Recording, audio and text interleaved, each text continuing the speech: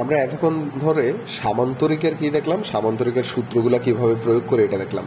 আমরা কিন্তু সামান্তরিকের সূত্রে কি দেখি না, এখনো প্রমাণ দেখি না যে আসলে সামান্তরিক এর লব্ধি, এটার আমরা প্রমাণটাই দেখিনি। তো প্রমাণ ছাড়া আসলে এইসব পড়েও লাভ নাই। তো আমরা যদি প্রমাণ দেখার চেষ্টা করি, আমরা বললাম যে আমাদের এই যে এইভাবে হলো যে পি এবং কিউ দুইটার মান দেয়া আছে, তাদের মধ্যবর্তী কোণ দেয়া আছে আলফা, এবং এটাকে যদি আমরা একটা সামান্তরিক আঁকি, এটা এরকম হইতেছে। এখন আমাদের যে লব্ধিটা তাদের কর্ণ বরাবর আর ক্রিয়া করতেছে। এখন আমাদের এই লব্ধির মান বের করতে হবে পি কিউ এবং আলফা থেকে। তাহলে এই পি এর মানটাকে যদি আমরা আরেকটু বর্ধিত করি এবং এই বিন্দু থেকে তার উপর লম্ব আঁকি, ঠিক আছে, লম্ব আঁকলে আমরা কি পাই? আমরা ধরে নিলাম যে এই বাহুটা পি, তার মানে অবশ্যই এই বাহুর মান কত হবে পি, এই বাহু কিউ, তার মানে এই বাহুর মান কত হবে কিউ।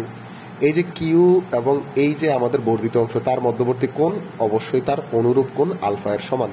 এবং এটা যদি আলফা হয় তাহলে কিউ এর আমরা দুইটা মান পাচ্ছি, একটা এইদিকে মান পাবো আর একটা এইদিকে মান পাবো। এই যে মানটা পাবো, এটা যেহেতু কোণের বিপরীত বাহু, এটা লম্ব হবে, আর লম্বের মান কি আসে কিউ সাইন আলফা, এবং যে ভূমির মান এটা কি আসবে কিউ কস আলফা, তাই না? তাহলে আমরা দেখতেছি এখানে যে আমাদের লব্ধিটা, এটা আমাদের এ বিন্দু, এটা আমাদের বি বিন্দু, সি বিন্দু এবং ডি বিন্দু। এটা হলো আমাদের কি দেওয়া ছিল, এটা হলো আমাদের সামান্তরিক দেওয়া ছিল। এই বি বিন্দুটাকে আমরা বর্ধিত করে বি প্রাইমে নিয়ে গেছি।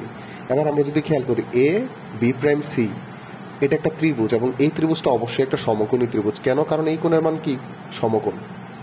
তাহলে এই সমকোণী ত্রিভুজের মধ্যে আমরা দেখতেছি এসি, এটা আমাদের অতিভুজ। এই অতিভুজের বর্গ সমান সমান কি হবে? অবশ্যই এ বি প্রাইম এবং বি প্রাইম সি এর বর্গের সমষ্টি সমান। আমরা লিখতে পারি A B prime square plus B prime C square. এই সিটাকে আমরা কি বলতে পারি? লব্ধি R square is equal to A B প্রাইমটাকে আমরা কি বলতে পারি? দেখো এ বি প্রাইম, তার মানে এখানে পি এর সাথে জাস্ট কিউ কজ আলফা যোগ করবো, তাহলে আসবে P plus Q cos alpha, এখানে আসবে হোল স্কোয়ার প্লাস, আর এই যে বি প্রাইম সি এর মান কত কিউ সাইন আলফা, তাহলে আসবে কিউ সাইন আলফা, এখানে কি আসবে হোল স্কোয়ার। তাহলে আর স্কোয়ার ইজ ইকুয়াল টু কত আসলো? এটাকে যদি আমরা স্কোয়ারের সূত্র ফেলে দিই, তাহলে P square plus two P Q cos alpha plus Q square cos square alpha plus এখান থেকে কি আসবে? আমরা লিখতে পারি হলো যে Q square sine square alpha.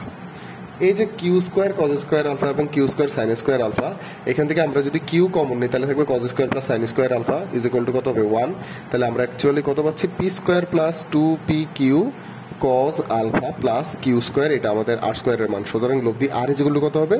Root over of P square plus Q square plus two P Q cos alpha. আর এটা হলো কি আমাদের লব্ধির মানের সূত্র, যেটা দিয়ে আমরা লব্ধির মান নির্ণয় করতে পারি।